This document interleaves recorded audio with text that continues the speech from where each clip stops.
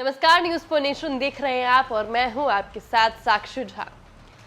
देखिए, एक सीरीज आया था जिसमें एक कहावत थी कि जब जब आपको लगता है कि आप बिहार को समझ गए हैं, बिहार आपको झटका देती है।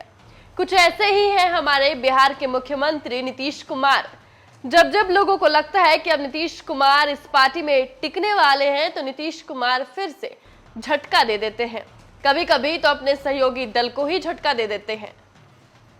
आपको बता दें कि हम इसलिए बता रहे हैं क्योंकि आजकल बिहार में जो है कंफ्यूजन पॉलिटिक्स चल रही है, जिसमें नीतीश कुमार आगे क्या कदम उठाएंगे, क्या फैसला होगा उनका, सब इस बातों से, इन चीजों से जो है घबराए हुए रहते हैं।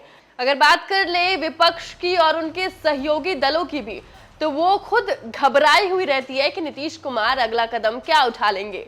कभी नीतीश कुमार बीजेपी की तारीफ कर देते हैं, तो कभी उस बात से इनकार कर देते हैं। क्या है पूरी खबर, आइए आपको बताएंगे इस वीडियो में विस्तार से।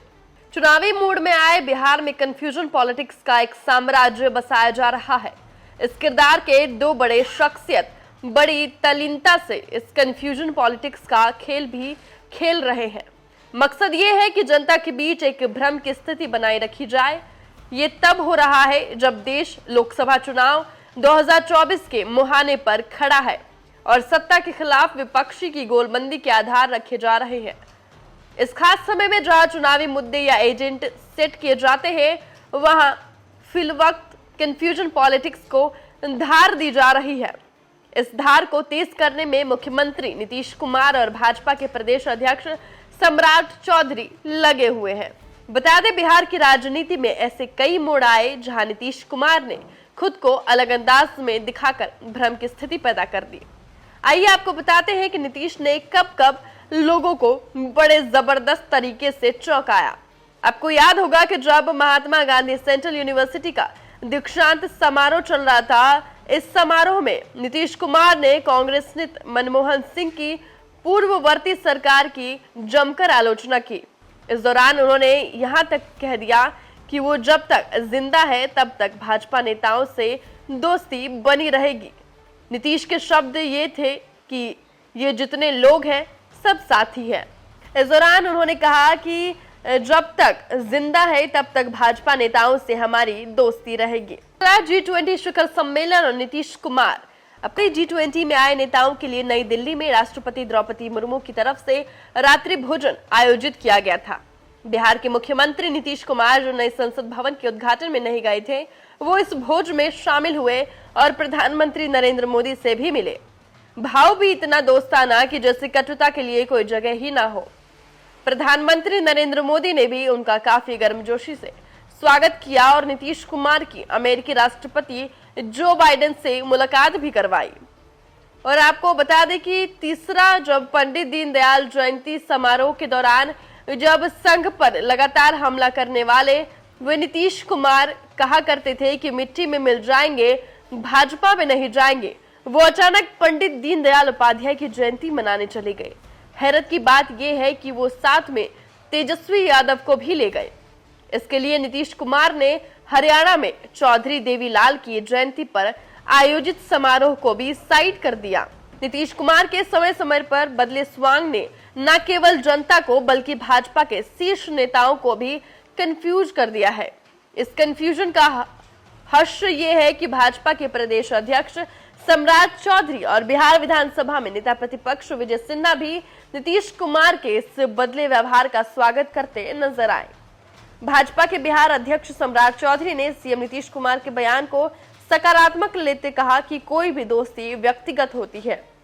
रही बात भाजपा नेताओं से दोस्ती की, तो भाजपा की लड़ाई किसी हिंदुस्तानी से नहीं, तो फिर हमारी लड़ाई नीतीश कुमार से कैसे हो सकती है।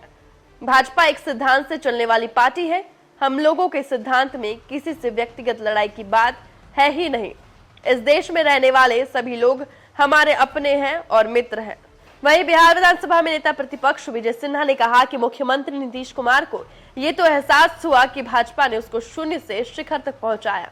बीजेपी ने ही उन्हें बिहार के अंदर जंगल राज को खत्म करके सुशासन स्थापित करने की जिम्मेवारी सौंपी थी। विजय सिन्हा ने कहा कि नीतीश कुमार जी इस सत्य को स्वीकार कर ले कि भाजपा सत्ता और शासन के लिए नहीं बल्कि सुशासन के लिए है। लेकिन इसके बाद नीतीश ने अचानक से पलटी मार दी। मोतिहारी वाले बयान पर नीतीश कुमार ने सफाई दी कि मीडिया ने तोड़ मरोड़ कर मेरी बात को परोसा है, सवाल ही नहीं होता कि भाजपा में जाएंगे। बस फिर क्या था, भाजपा नेताओं का भी टोन बदल गया। भाजपा के प्रदेश अध्यक्ष सम्राट चौधरी ने भी पलटी मारी और नीतीश कुमार के विरोध में पोस्टर ही जारी कर दिया। सम्राट चौधरी ने रावण वध को लेकर पोस्टर जारी किया और अपरोक्ष रूप से नीतीश, लालू प्रसाद और तेजस्वी पर हमला बोल डाला। बता दें कि इस पोस्टर में किसी का नाम नहीं दिया गया है, पर संकेत ऐसे कि साफ पता चल जाएगा कि निशाने पर कौन कौन है। राजनीतिक गलियारों में हो रही चर्चा को माने तो जब जब नीतीश कुमार के अहम को चोट लगती है, वे अपने बदले बोल व्यवहार से गठबंधन के दलों को हड़काना शुरू कर देते हैं। हाल के दिनों में भाजपा से या उनके नेताओं के करीब दिखने की हर कोशिश को कांग्रेस को डराने के लिए चला गया दांव माना जा रहा है। वैसे भी इंडिया गठबंधन पर कांग्रेस का हावी होना नीतीश कुमार के लिए चौंकाने जैसा है।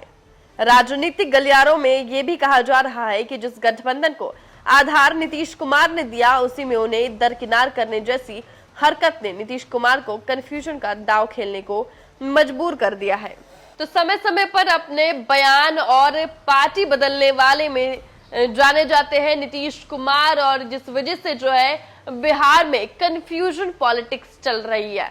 आपको बता दें कि कंफ्यूजन ऐसा कि उनके जो सहयोगी दल है वो भी कहीं ना कहीं हड़के हुए हैं कि नीतीश कुमार का अगला पड़ाव या अगला दाव क्या होगा, कहीं ये उनके लिए नुकसान की बात तो नहीं होगी। आपकी इस वीडियो पे क्या राय है, आपको क्या लगता है नीतीश कुमार फिर से कुछ ऐसा दाव या कुछ ऐसा कदम उठा सकते हैं जिससे जो विपक्षी या फिर सहयोगी दल को झटका दे सकते हैं? हमारे कमेंट सेक्शन में जरूर बताएं और ऐसी तमाम खबरों से अपडेट रहने के लिए देखते रहें न्यूज़4नेशन।